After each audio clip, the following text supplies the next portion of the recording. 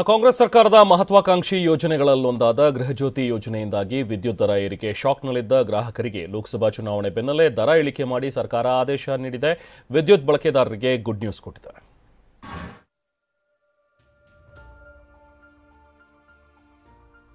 ರಾಜ್ಯದ ವಿದ್ಯುತ್ ಬಳಕೆದಾರರಿಗೆ ಸರ್ಕಾರದಿಂದ ಗುಡ್ ನ್ಯೂಸ್.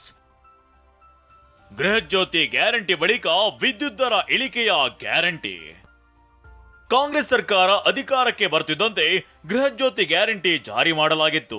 ಅದರ ಬೆನ್ನಲ್ಲೇ ಕರ್ನಾಟಕ ವಿದ್ಯುತ್ ಶಕ್ತಿ ನಿಯಂತ್ರಣ ಆಯೋಗ ವಿದ್ಯುತ್ ದರ ಏರಿಕೆ ಮಾಡಲು ಮುಂದಾಗಿತ್ತು. ಆದ್ರೆ ಲೋಕಸಭಾ ಚುನಾವಣೆ ಹೊಸ್ತಿಲಲ್ಲಿ ವಿದ್ಯುತ್ ದರ ಕಡಿಮೆ ಮಾಡಿ ಸರ್ಕಾರ ಗುಡ್ ನ್ಯೂಸ್ ನೀಡಿದೆ.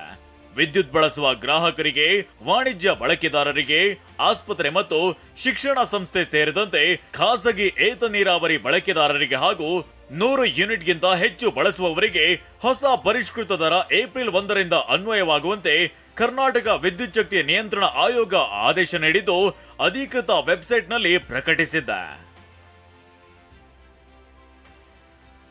ವಾಣಿಜ್ಯ, ಕೈಗಾರಿಕೆ ಮತ್ತು ಗೃಹ ಬಳಕೆ ಗ್ರಾಹಕರ ವಿದ್ಯುತ್ ದರದಲ್ಲಿ ಲೋವರ್ ಟೆನ್ಷನ್ ಹಾಗೂ ಹೈಯರ್ ಟೆನ್ಷನ್ ಗ್ರಾಹಕರ ಯೂನಿಟ್ ದರ ಎಷ್ಟು ಇಳಿಕೆಯಾಗಿದೆ ಅನ್ನೋದನ್ನ ನೋಡೋದಾದ್ರೆ,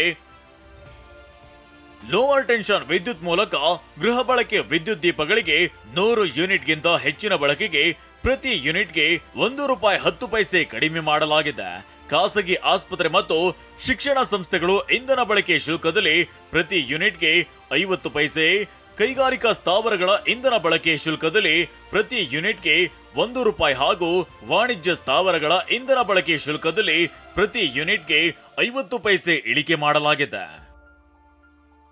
ವಾಣಿಜ್ಯ ಇಂಧನ ಬಳಕೆ ಶುಲ್ಕದಲ್ಲಿ ಪ್ರತಿ ಯೂನಿಟ್ಗೆ ₹1.25 ಡಿಮ್ಯಾಂಡ್ ಮಾಡಲಾಗಿತ್ತು. ಪ್ರತಿ ಕೆವಿಗೆ ₹10 ಇಳಿಕೆ ಮಾಡಲಾಗಿದೆ. ಕೈಗಾರಿಕೆ ಇಂಧನ ಬಳಕೆ ಶುಲ್ಕ ಪ್ರತಿ ಯೂನಿಟ್ಗೆ 50 ಪೈಸೆ ಕಡಿತಗೊಳಿಸಲಾಗಿದ್ದು ಪ್ರತಿ ಕೆವಿಎಗೆ ₹10 ಇಳಿಸಲಾಗಿದೆ. ಆಸ್ಪತ್ರೆ ಮತ್ತು ಶಿಕ್ಷಣ ಸಂಸ್ಥೆಗಳು ಇಂಧನ ಬಳಕೆ ಶುಲ್ಕ ಪ್ರತಿ ಯೂನಿಟ್ಗೆ 40 ಪೈಸೆ ಕಡಿತಗೊಳಿಸಲಾಗಿದ್ದು ಪ್ರತಿ ಕೆವಿಎಗೆ ₹10 ಇಳಿಕೆಯಾಗಿದೆ. ಖಾಸಗಿ ಏತ ನೀರಾವರಿ ಇಂಧನ ಬಳಕೆ ಶುಲ್ಕದಲ್ಲಿ ಪ್ರತಿ ಯೂನಿಟ್ಗೆ 200 ಪೈಸೆ ಇಳಿಕೆಯಾಗಿದೆ. ಇನ್ನು ಅಪಾರ್ಟ್ಮೆಂಟ್ಗಳ ಇಂಧನ ಬಳಕೆ ಶುಲ್ಕದಲ್ಲಿ ಪ್ರತಿ ಕೆವಿಎಗೆ ₹10 ಇಳಿಕೆ ಮಾಡಲಾಗಿದೆ.